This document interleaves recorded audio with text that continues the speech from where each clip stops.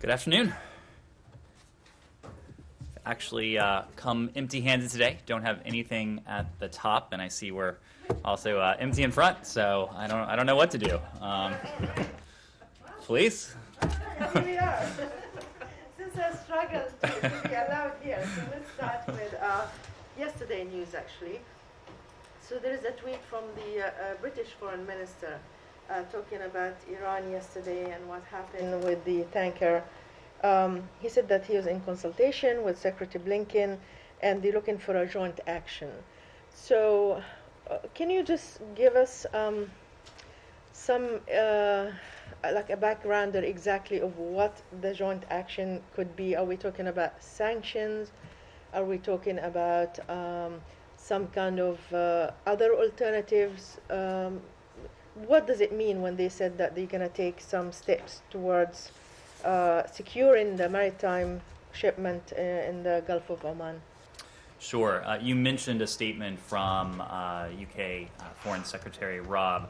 Let me also add that Secretary Blinken had an opportunity today to speak to his British counterpart, Foreign Secretary Rob. And they spoke about ongoing efforts to forge a coordinated response to Iran's attack on the Mercer Street, which we have said was a commercial vessel peacefully transiting international waters. The Secretary reiterated his condolences. Of course, the UK lost one of its nationals in this Iranian attack, along with the death of the Romanian captain, who was also killed in this despicable attack. When it comes to the response, and Secretary Blinken spoke to this from this podium on Monday, we are coordinating very closely with, as I just said, our British allies, with our Romanian partners as well, and the broader international community. We are in close consultations with them about the diplomatic next steps. We welcome coordination as well with our international partners to protect maritime security and freedom of navigation against those threats posed by Iran. I can say that we also do support the UK's call for a UN Security Council action against Iran in condemning the Mercer Street attack that, again, resulted in the death of a British citizen and a Romanian citizen. Right, so you want to give us any idea of exactly what is this coordinated action? Those consultations are ongoing. I wouldn't want to get ahead of where we are. The nature of coordination is that we want to ensure that we're coordinated and that we are acting in concert with our closest allies and partners in this. On the Middle East before Matt starts. Thank you. He's forfeited We'll wait his my turn. prerogative. Okay, good. So today is the first anniversary of the bombing of the port in Beirut. We saw the video that President Biden released this morning. As you know, till now, there's no accountability for anybody who was responsible for this. Is the U.S. pushing, because my understanding there was some team of the FBI who were investigating as well what happened. Does the U.S. pushing for accountability? What exactly are you calling for in addition to what the President said this morning in terms of donation to the Lebanese people? Well, let me make a couple points. Of course, it is the one-year anniversary of this tragic explosion in the port of Beirut that killed hundreds of innocent Lebanese citizens. As you know, the International Support Group for Lebanon met earlier this week on the eve of the anniversary. Those members expressed their solidarity, as do we, with the families of the victims and with those whose lives and livelihoods have been affected by it. In addition to those killed, thousands more were injured, and thousands more from there. Their livelihoods were impacted by this.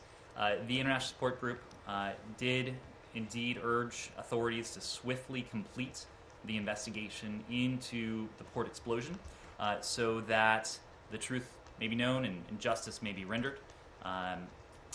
The ISG observed with deep concern the broader context in which this anniversary takes place.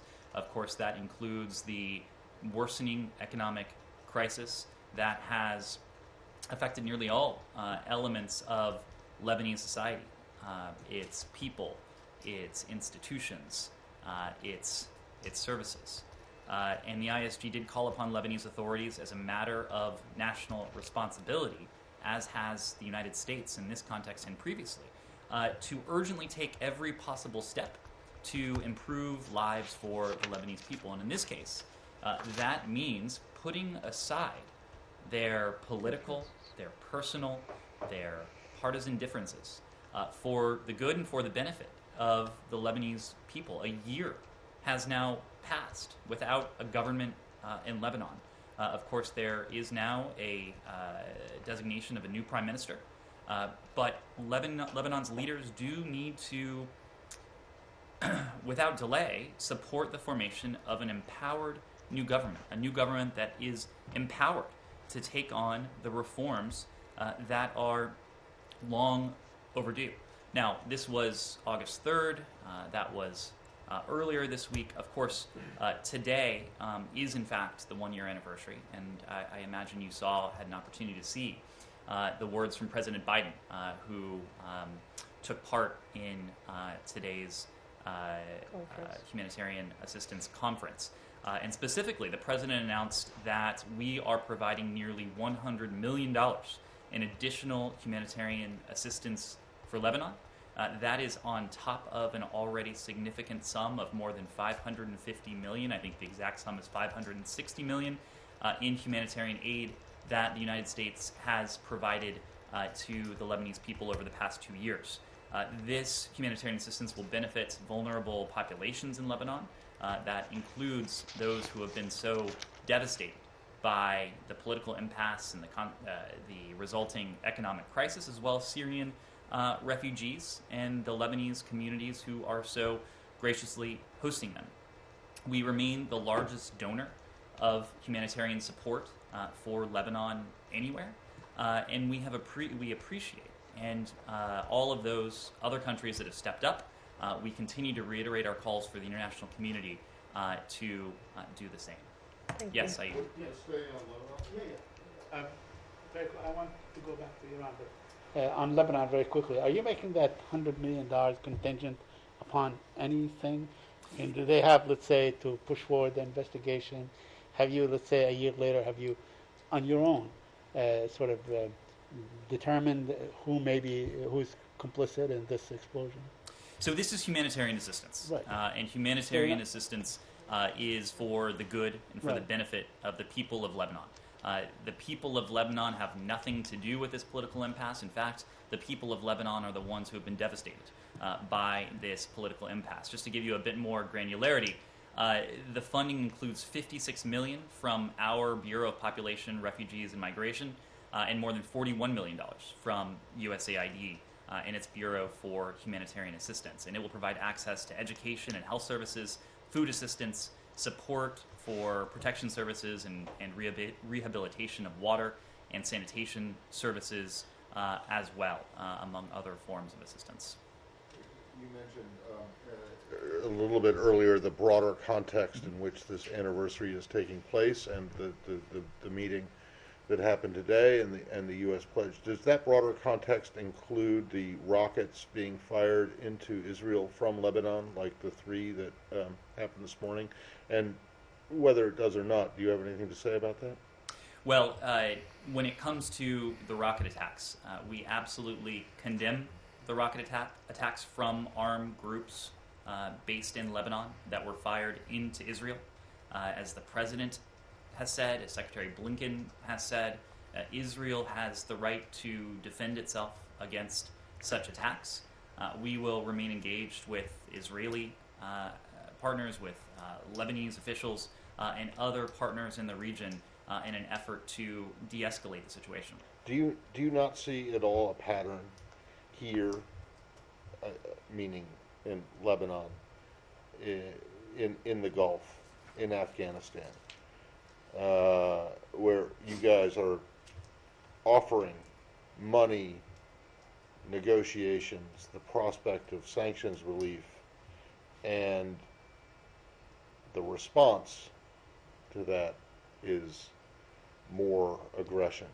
Do you see any pattern at all in this? I do see a pattern. I see a pattern of the United States maintaining its humanitarian leadership We are not going to apologize for providing another $100 million to the people of Lebanon. The people of Lebanon who have been so devastated by the intransigence of their political leaders. We've talked about this broader context. We talked about it yesterday. But if you're suggesting a connection between our humanitarian leadership and these attacks, that is not one that we see.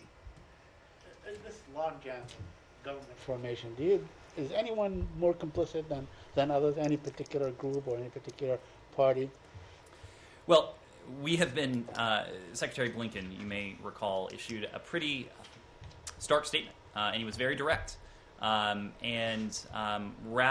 than take aim at specific leaders, this is a collective failure on the part of those who call themselves leaders in Lebanese society. A leader at this point, a true leader, should be in a position and should see the need to show that flexibility, to show that leadership, putting the interests of his or her people first. We have not seen Lebanese officials do that for over a year. It has been without a government in Lebanon. It is time for that to change. It is time for Lebanese officials to do the right thing.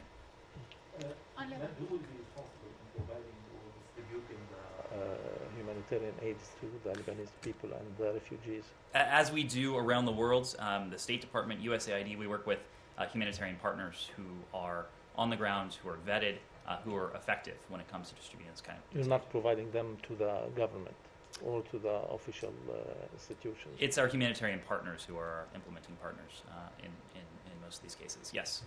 On Lebanon, credible reports say that between October 2019 and now, $20 billion were withdrawn from the Lebanese banks and deposited in European banks.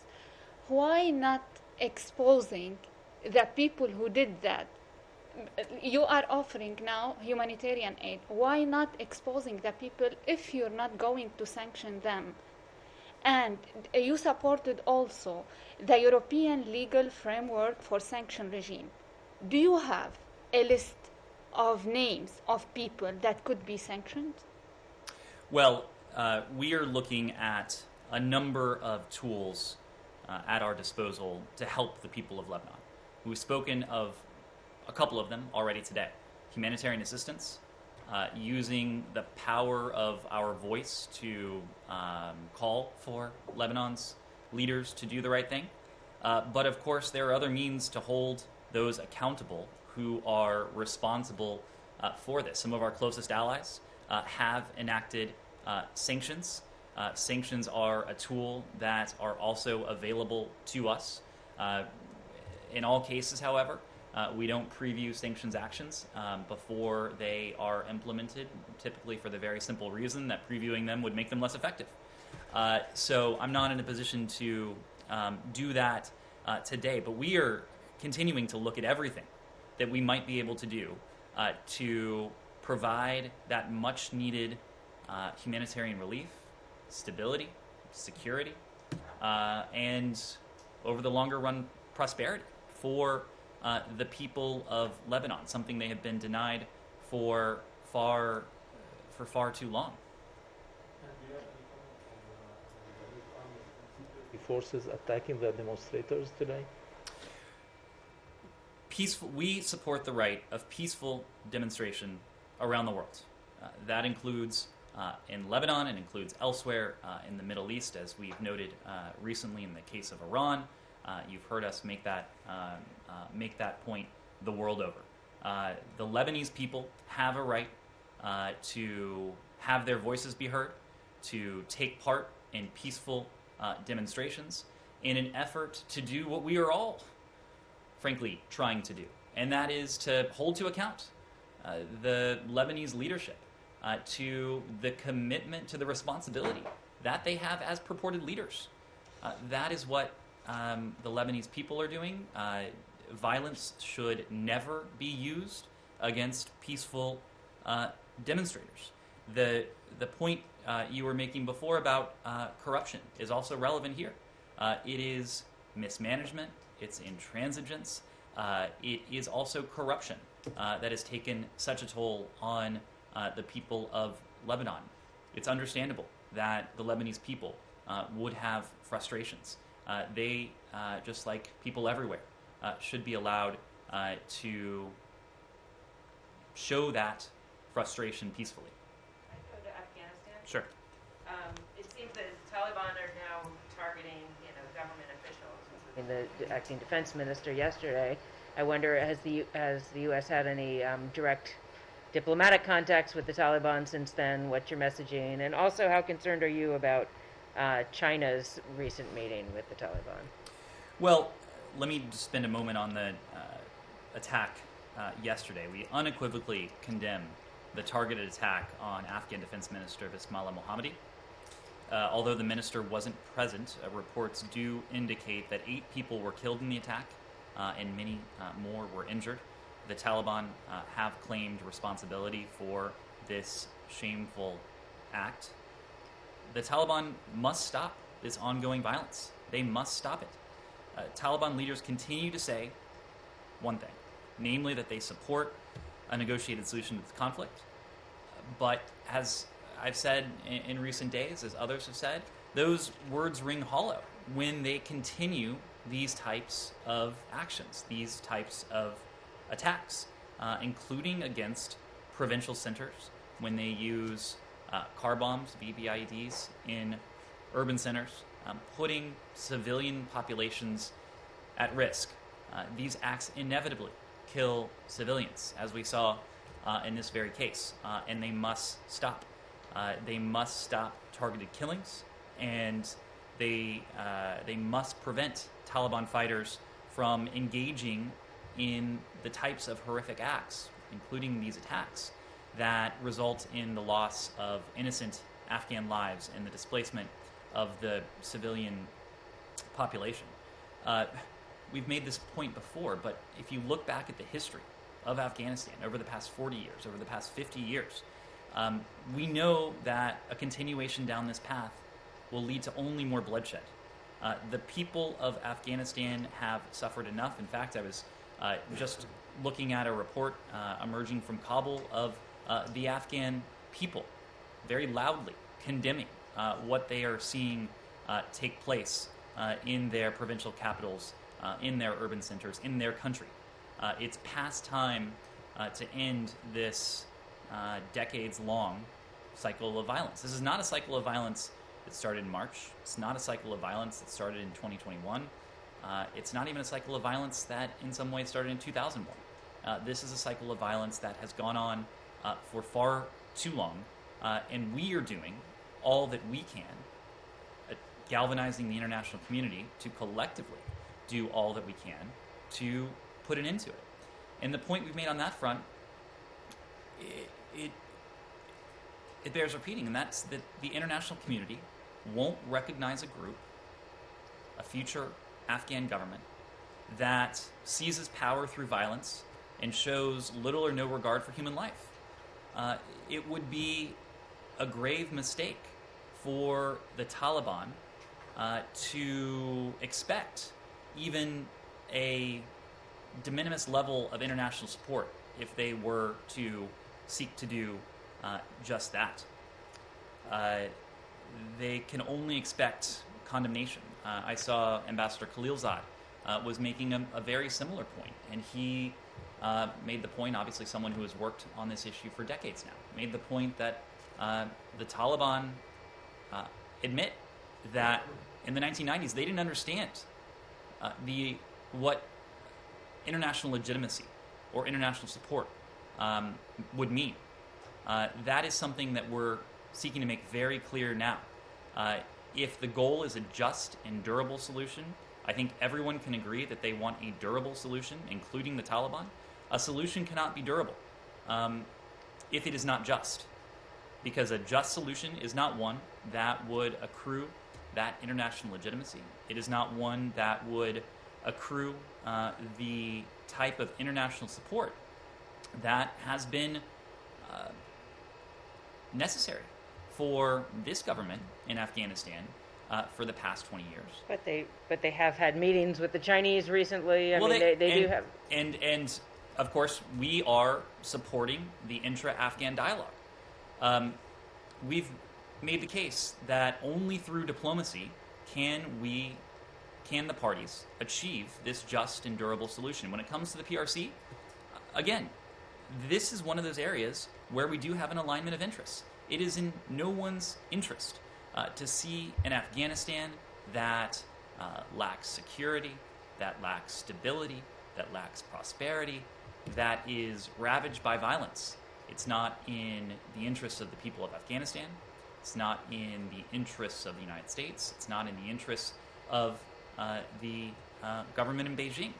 And so the fact that the PRC recognizes that, the fact that they have issued statements that are very much in line with what we have been saying. In fact, you look at the extended troika earlier this year, and the extended troika, of course, includes Russia, China, Pakistan, issued a statement. We reiterate that there is no military solution in Afghanistan, and a negotiated political settlement through an Afghan-led and Afghan-owned process is the only way forward for lasting peace and stability in Afghanistan. That emanated with Beijing's signature on it. That is precisely what we believe. We are united in this. So we've been consistently making the point that the international community, this is not a task for the United States alone. This is not a task for any one country alone. This is a task for the international community. And we welcome efforts to support diplomacy that culminates in a just and durable political solution. Missy. Just to follow up on Michelle's question, and we talked about this a little bit the other day with Andrea. But as the Taliban continues to conduct these attacks, and the U.S. Embassy this morning warned of potential war crimes related to reports of execution or disappearance of ANDSF who surrendered.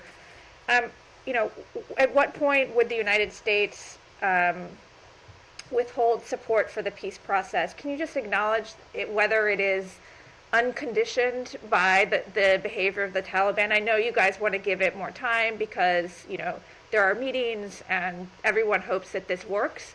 But if you could just speak to whether and how this is conditioned on some modicum of, respect for the spirit of the agreement that was struck in 2020 with the Trump administration, that would be helpful. Well, I'd start by saying a couple things. Number one, this is a process, the intra-Afghan dialogue is a process that has been ongoing for less than a year. Started on September 12th. Now, of course, a day of this type of violence, a week, a month of this type of violence is far too long. So we are not content with the pace, but it is also a process that has only been underway for less than a year. And we are continuing to support that. I would hesitate to establish conditions under which we would change our approach. The last thing, what we want to do is support diplomacy. What we don't want to do is to provide any actor a roadmap for impunity. The extent to which they could go, that would require a drastic change in course.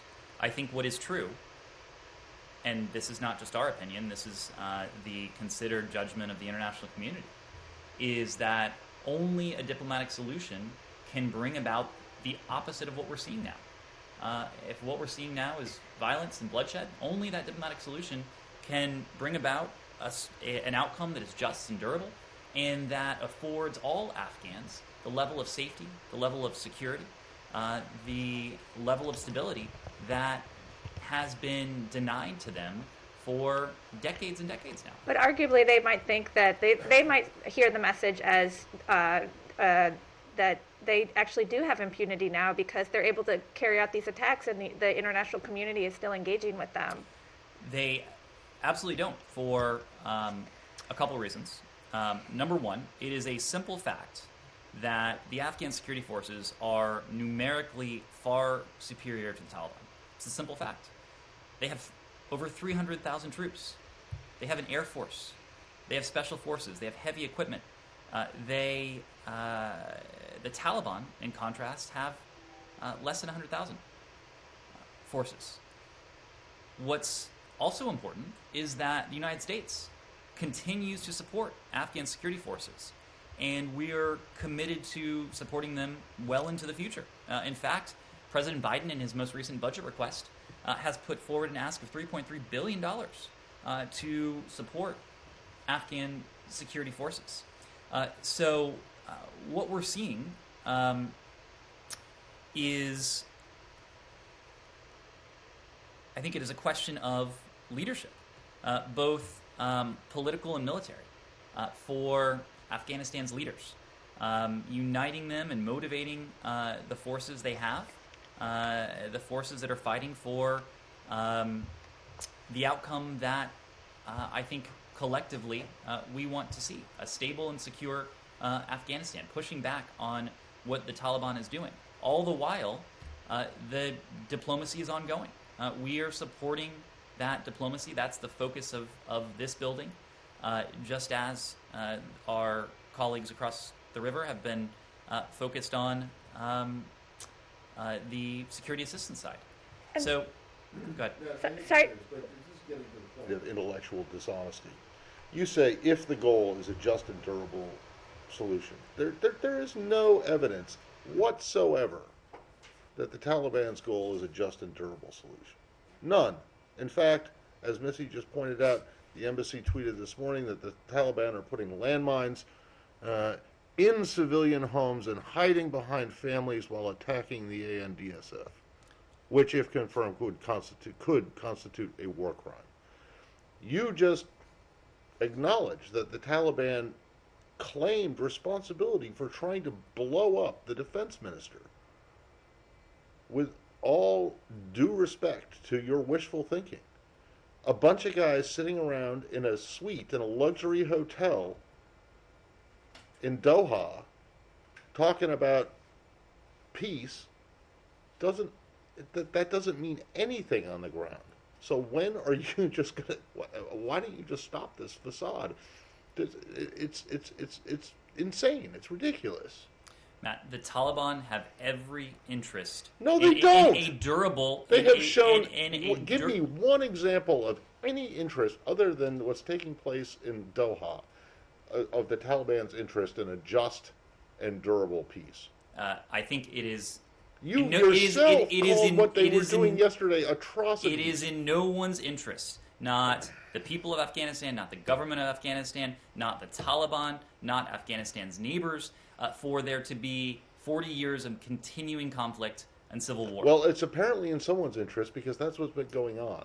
And I'll stop, and I bring this up virtually every day, but it's just it's getting to the point of just like I don't understand how you can get up there and say every day that we think that they want a just and durable solution, peaceful solution, and that they want international recognition when they have done absolutely nothing to suggest that they do. Our point is that we are supporting a just and durable solution.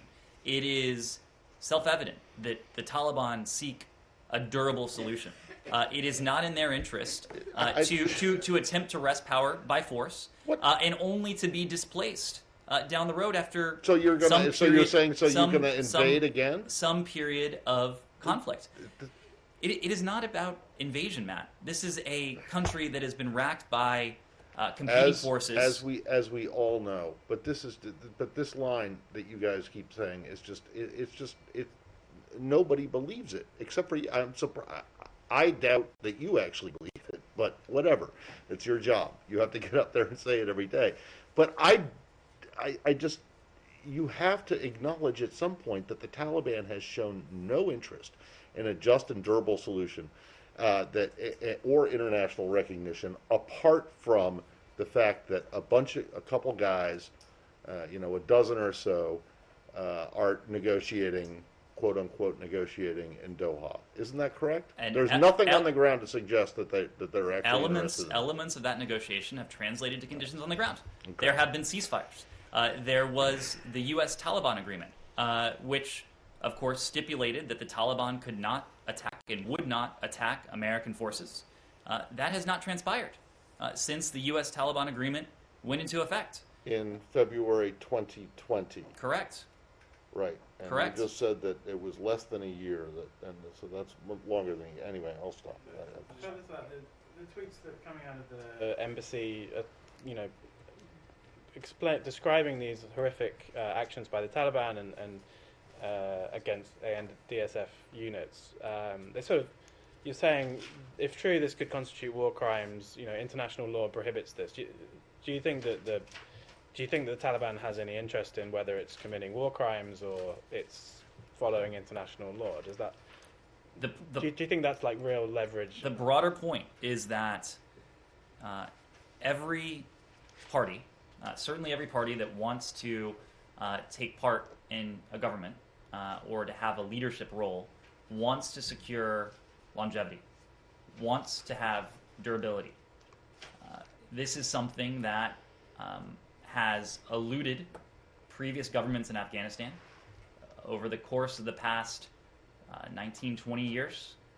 It has been a feature of this iteration of Afghan's government because of the international legitimacy, because of the international support from the United States, from our partners, from our allies, that previous, much shorter-lived Afghan governments have not had.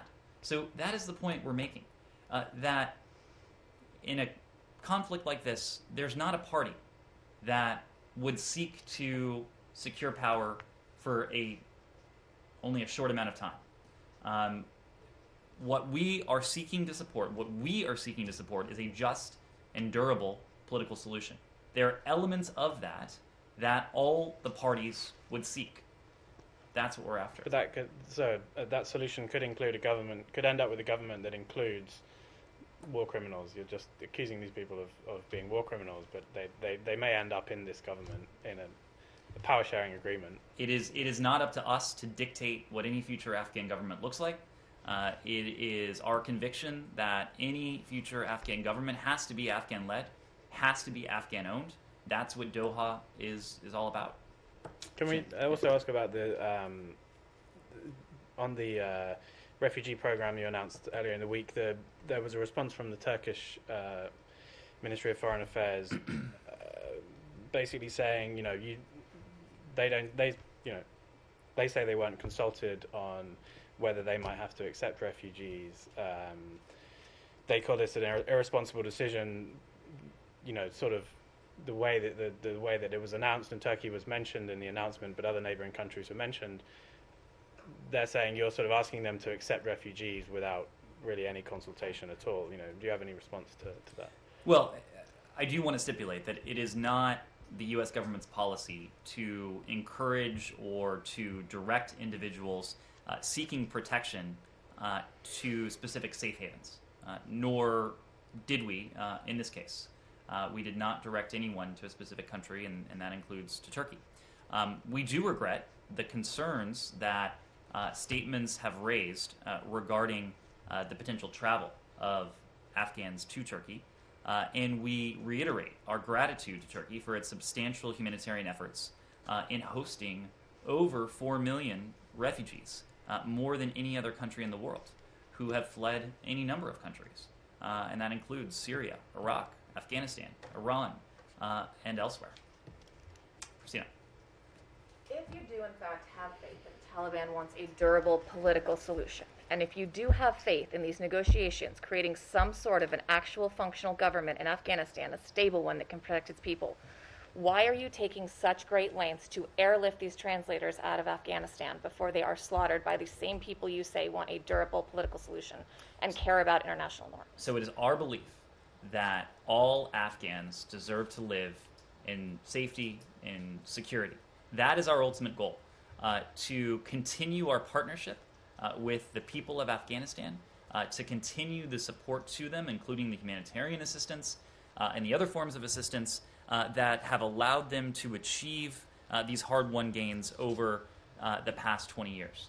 Now, the point we are making when it comes to this new so-called P2 designation, when it comes to the special immigrant visa program, is that there is a, given the size of the country, very small subset of Afghans who have exposed themselves, willingly exposed themselves to exceptional and extraordinary risk because of their service to the U.S. government, or in the case of the P2 program, to the American people more broadly. These are individuals who face an especially acute risk, and we feel a special responsibility to them because of the services they have provided to the U.S. government or to the American people.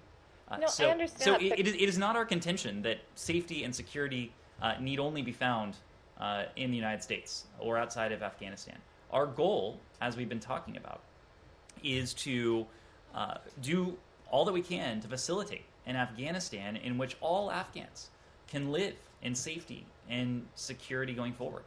But do you not see the contradictions in your argument? You're saying that this is a group that will stop itself from doing these things at some point because they care about political norms, but also they are so dangerous and deadly, we have to get these people out of the country before they kill them because they helped the United States over the past 20 years. We are clear-eyed about the threat that is posed to these Afghans, those who have willingly put themselves at, in some cases, extraordinary risk. Right, but how is the reality of that? How does that square with what you keep telling us about Yeah. them wanting political norms? And I'll tell you, because the current state that we're seeing in Afghanistan is not the state that anyone wants to see going forward.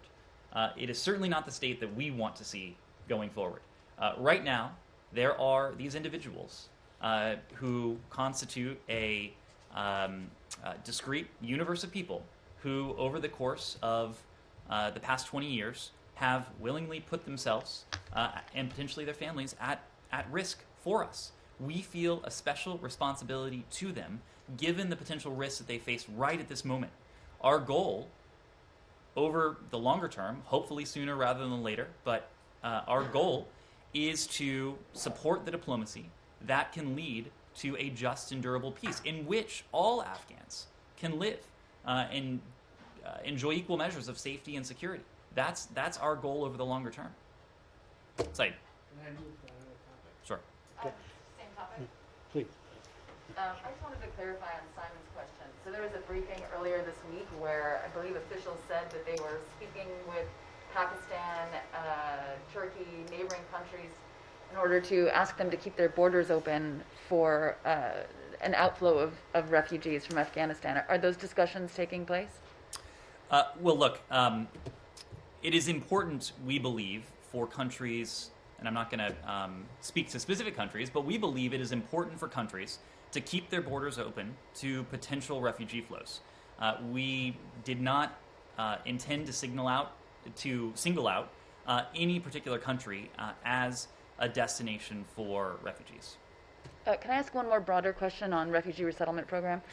When the ceiling was set for, the refugee cap was set earlier this year, one of the reasons why it was stated that it was set at the level that it was a problem with the refugee resettlement programs and the infrastructure. Are you confident, given the extent of this program, that the administration is looking to, the thousands of refugees the administration is looking to bring in from Afghanistan, that the infrastructure exists in the U.S. to properly resettle them here? Well, so let me take that in a couple pieces. We're talking about a couple different programs here. One is the special immigrant visa processing. That is not a form of refugee status. The P2 program does go through the U.S. Refugee Assistance Program, so that is part and parcel of our refugee program. You are right that when this administration came into office, we took a very close look at the infrastructure within the U.S. government when it comes to our ability to bring in refugees, also taking into account other external factors like COVID, which made elements of refugee resettlement especially difficult at this time.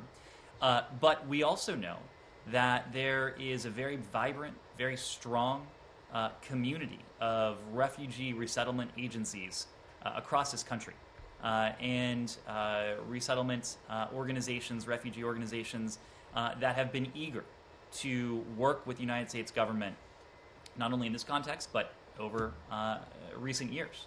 And so we are confident that the SIV program, that the P2 program, that the broader U.S. Refugee Assistance Program, that we are operating within the confines of what we can do. We are operating within the confines of public health, of safety, and security, and that we can do all of that while offering refuge to those who are most vulnerable, to those who most need it, and that includes some of these Afghans we've talked about. Saeed.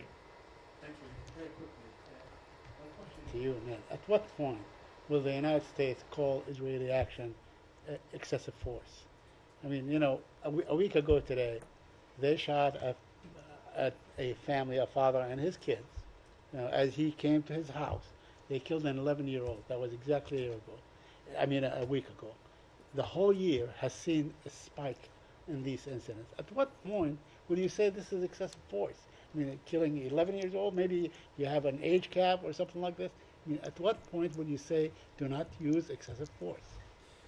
Saeed, I take it you're referring to the case of Mohammed Abu Sarah. Mohammed Abu Sarah, yes, absolutely. Thank you. We have seen media reports of the death of Mohammed Abu Sarah.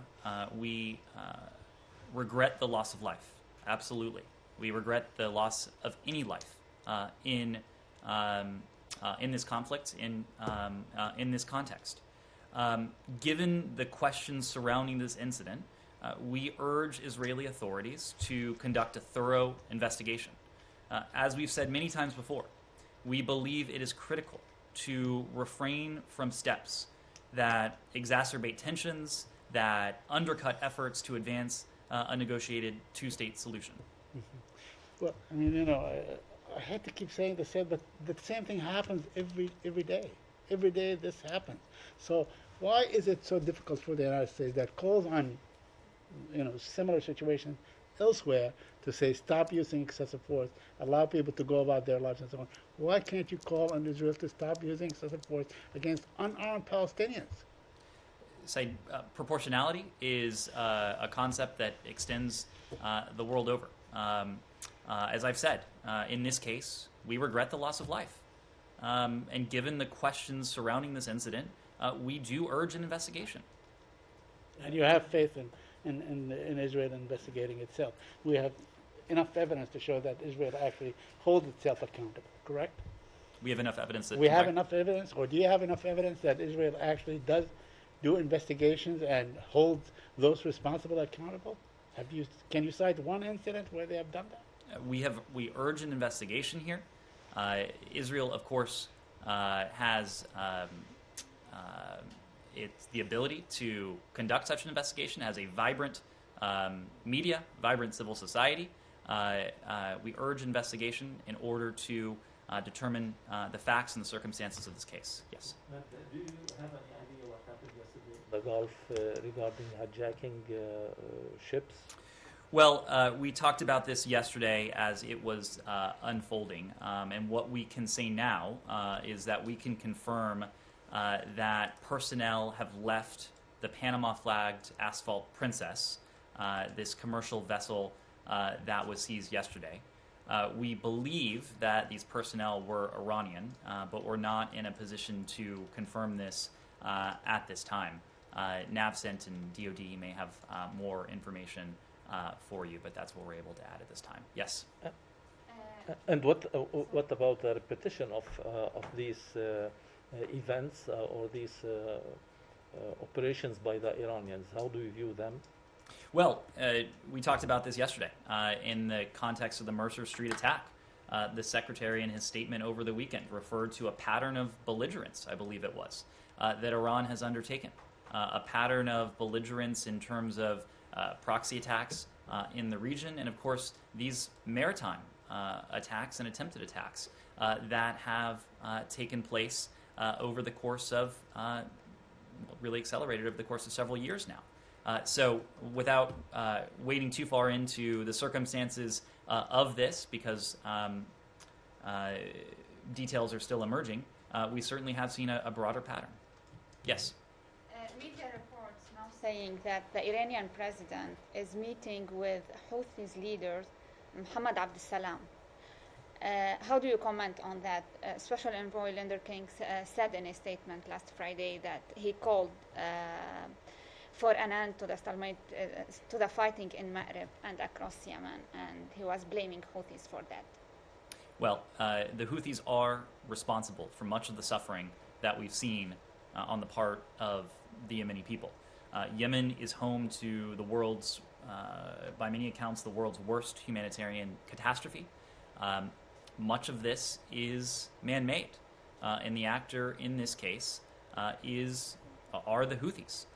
You are right that Special Envoy Linder King did call for an end to the stalemated fighting in Marib and across Yemen. And it's that fighting that across Yemen has only added to the suffering of the Yemeni people. He expressed concern in his engagements in the region last week that the Houthis have continued to refuse to engage meaningfully on a ceasefire and political talks. And he stressed that only through an agreement between the Yemeni parties can the dire humanitarian circumstances that have culminated in such suffering be addressed and be reversed.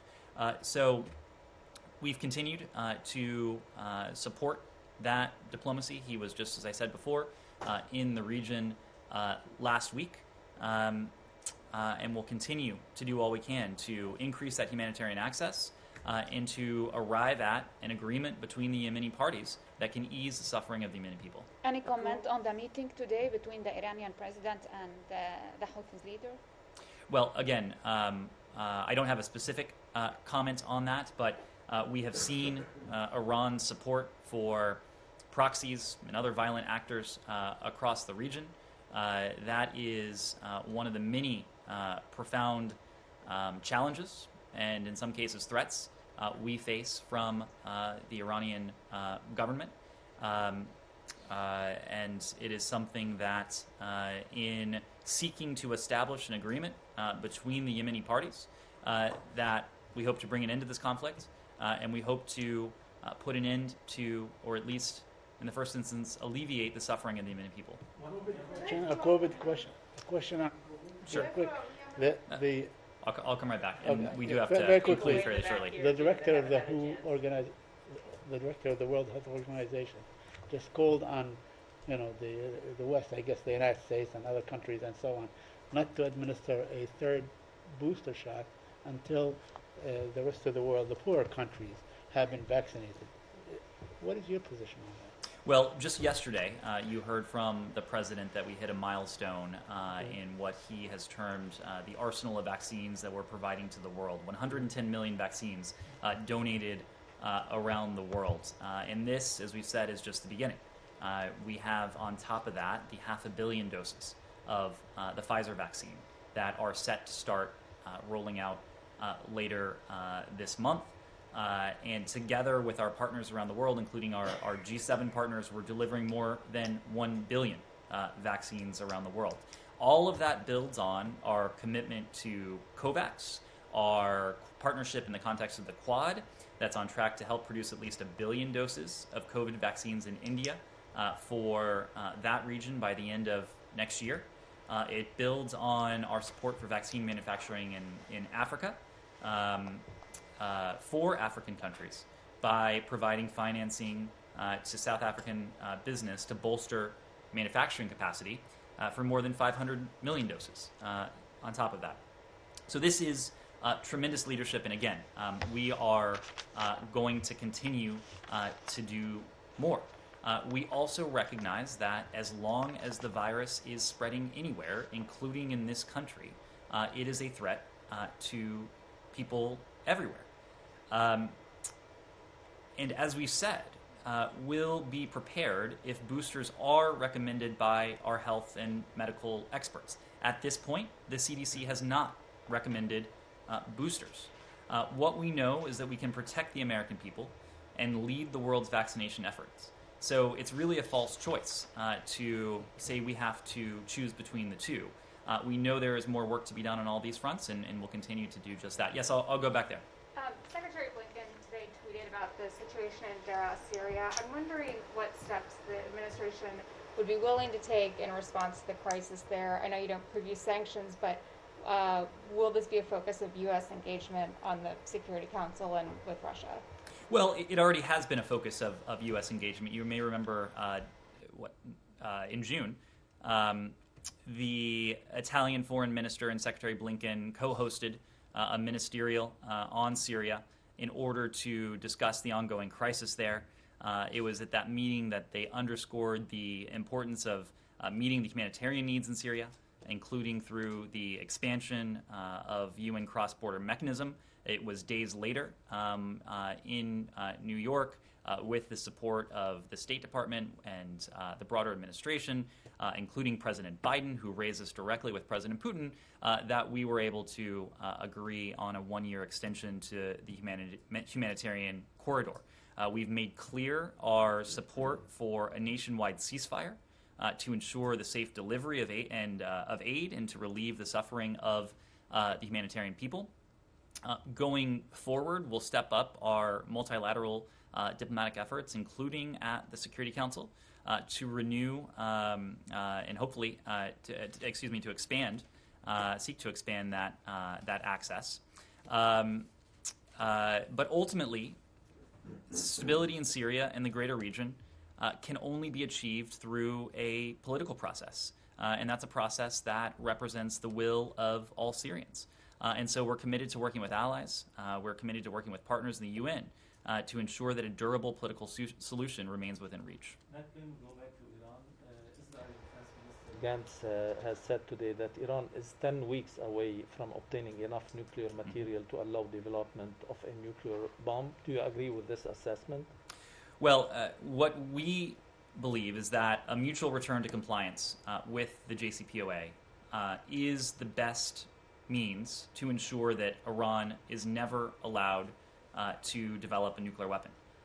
What the JCPOA, when it was fully implemented, ensured was that Iran was permanently and verifiably prevented from obtaining a nuclear weapon. When it comes to the details of various intelligence assessments, whether it's ours, whether it's an Israeli intelligence assessment or anyone else's, we, of course, wouldn't comment there. What is true and what we've said, and what concerns us in this process, part of the reason why it cannot drag on indefinitely is because while Iran's nuclear program does not have the shackles that the JCPOA guaranteed, Iran is in a position to do things and to advance its nuclear program and to shrink that breakout time in a way that it would not have been able to were the JCPOA fully enforced. And so that is why we continue to test whether we can affect that mutual return to compliance with the JCPOA. Will you be waiting for 10 weeks if they are